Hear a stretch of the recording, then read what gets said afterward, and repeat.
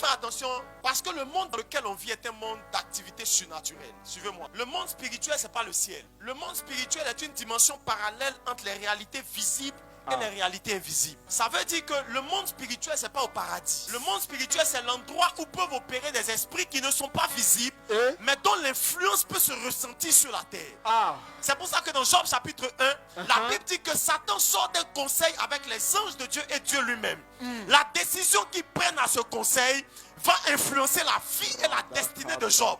Il perd ses enfants, il perd son travail, il perd son argent, il perd ses biens. La Bible dit que Dieu habite une lumière inaccessible qu'aucun homme n'a vu ni ne peut voir. En d'autres termes, cette réunion n'a pas eu lieu dans la maison de Dieu. Non. Cette réunion a eu lieu dans le monde spirituel où des esprits peuvent se rencontrer pour décider des choses qui influencent le monde naturel. Et le problème, c'est que la plupart d'entre nous ne sont pas là quand on décide des choses qui sont dans le monde spirituel. Quand vous prenez la télévision, si on met une télé ici, on met une antenne de canal, les images vont sortir ici. Est-ce que vous savez que là où on est ici, il y a des images qui sont dans l'air? Il y a des émissions ici, dans l'atmosphère ici. Le problème, c'est qu'on n'a pas de télé et on n'a pas d'antenne pour capter. Dès que tu mets une antenne et une télévision, tout ce qui est déjà ici va apparaître à la télévision. C'est pas parce que tu ne vois pas une chose qu'elle n'est pas là. Comment est-ce que vous faites? Vous vous envoyez un fichier où quelqu'un chante. Vous vous l'envoyez par Wi-Fi à quelqu'un d'autre. Comment vous faites ça? S'il n'y a pas de route dans le monde invisible entre les deux, où est-ce que la chanson là est passée pour quitter un appareil pour entrer dans un autre appareil? Parce qu'il n'existe pas, écoutez-moi s'il vous plaît, il n'existe pas seulement des chemins visibles, il existe aussi des chemins invisibles. L'ange qui a rencontré Daniel, il dit à Daniel, je viens de combattre le royaume de Perse et le royaume de Grèce. Où est-ce que Daniel rencontre cet ange pour que l'ange lui dise d'où il vient? Ma deuxième question est la suivante. Quelle route l'ange là a emprunté pour dire je viens? Il vient d'où? Job chapitre 1. Satan reçoit la question de Dieu. D'où viens-tu? Il dit je viens de parcourir la terre. Personne ne l'a vu. Sur quelle route Satan a donc parcouru la terre et personne ne l'a vu? Parce qu'il existe, écoutez-moi, il existe des chemins invisibles dans le monde invisible ici. Le problème, c'est que trop de chrétiens vivent leur vie chrétienne en étant ignorants des réalités du monde invisible. Ils ne connaissent que les choses qu'ils voient de leurs yeux, qu'ils entendent de leurs oreilles, mais il y a une dimension qui suspend les 5 sens. Regarde, le serviteur d'Élisée est là et puis il voit l'armée des Syriens arriver. Il dit à Élisée, regarde, ceux qui arrivent contre nous c'est dangereux, si on ne quitte pas là c'est compliqué. Élisée lui dit, regarde bien, si tu pouvais seulement voir que ceux qui sont avec nous sont plus nombreux que ceux qui viennent contre nous. Et la Bible ne s'arrête pas là. La Bible dit qu'Élisée pria pour lui. Et Dieu ouvrit les yeux de son serviteur et il vit l'armée dont Élisée parlait. Je vous pose la question, est-ce que le serviteur d'Élisée était aveugle? Ça veut dire qu'on peut avoir des yeux et ne pas voir. Sinon, il y a des anges qui sont ici en train de battre leurs ailes. Mais vous n'entendez pas le battement des ailes. Daniel chapitre 7 verset 10. Daniel a eu accès au tribunal céleste. Vous savez qu'il y a des hommes qui ont accès au conseil de Dieu. Il y a des hommes qui entrent dans le conseil des esprits.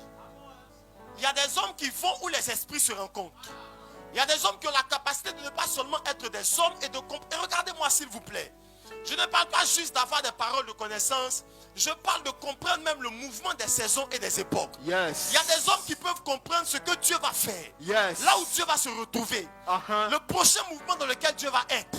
Ils peuvent le comprendre simplement en montant dans le conseil de Dieu. Et en revenant dans le conseil des hommes. Il y a des hommes qui peuvent comprendre que Dieu va bénir la prochaine chose. Le prochain mouvement de Dieu est ici.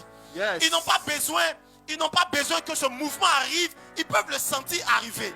Il y a des hommes qui peuvent dévancer le temps, aller dans le monde des esprits et revenir avec les informations que leur génération n'ont pas encore. Il y a des gens, ils prêchent en 2021, on ne les comprend pas.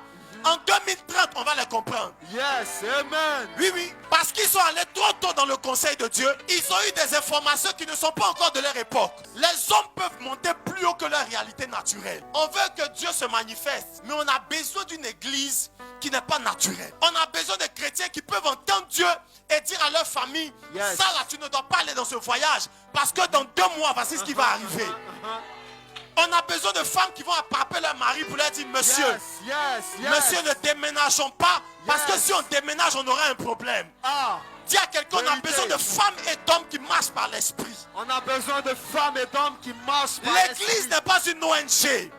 L'église n'est pas une association. L'église, c'est la puissance du royaume de Dieu sur la terre. C'est une... L'église est la représentation légale du royaume de Dieu sur la terre. La Bible dit, nous faisons fonction d'ambassadeurs de Christ. Écoutez-moi s'il vous plaît. L'ambassadeur des États-Unis ne se comporte pas comme un Ivoirien. Actes des Apôtres chapitre 12. Écoutez, Pierre est en prison pendant que l'église prie. Et puis on prie pour que Pierre sorte de prison. Au moment où l'église est en train de prier, quelqu'un tape à la porte. La petite servante ouvre la porte, elle voit le monsieur, elle le connaît très bien, elle referme la porte. Elle dit, c'est pas possible. Ce gars-là, il est en prison. Elle court, elle retourne, elle dit aux gens qui prient, elle dit, hé, il y a quelqu'un qui tape là. Il ressemble trop à Pierre. Et comme eux tous qui prient savent que Pierre est en prison, on n'a pas encore entendu qu'on a libéré Pierre. Ils disent non, c'est pas Pierre, c'est son ange. Écoutez-moi, ça veut dire que les gens qui priaient, c'était une église, c'était pas des païens, c'était pas des francs-maçons, c'était pas des jésus-chrétiens, c'était pas des sorciers. Mais ils admettent que Pierre peut être en prison physiquement et que l'ange de Pierre peut venir taper à la porte et on peut le voir. Ça veut dire que l'ange de Pierre peut entrer quelque part où Pierre lui-même n'est pas. Ça, c'était l'église de la Bible. C'était l'église où Pierre lui-même est en prison et il n'a pas besoin d'appeler les autorités. Parce qu'aujourd'hui, nos réflexes en tant que chrétiens, c'est on a un problème. Cherche quelqu'un dans tes relations et quelqu'un ne connaît pas le maire. Est-ce que quelqu'un ne peut pas voir qui peut nous aider? Écoute, ça, c'est pas l'église. L'église a à sa disposition. My God, can I preach it here? L'église a à sa disposition une armée invisible. Jésus a dit, si je voulais, j'allais dire à mon Père de m'envoyer 72 légions d'anges pour me sortir de cette situation. Je n'ai ni besoin de Pilate, ni besoin du gouverneur, ni besoin de relations. Parce que ceux qui sont avec moi sont plus puissants que le président de la République. Pierre n'a pas eu besoin de relations. La Bible dit un ange a sorti Pierre de la prison contre la volonté de ceux qui le maintenaient. Je ne sais pas ce qui te retient. Mais si un ange arrive dans cette situation ne résistera pas.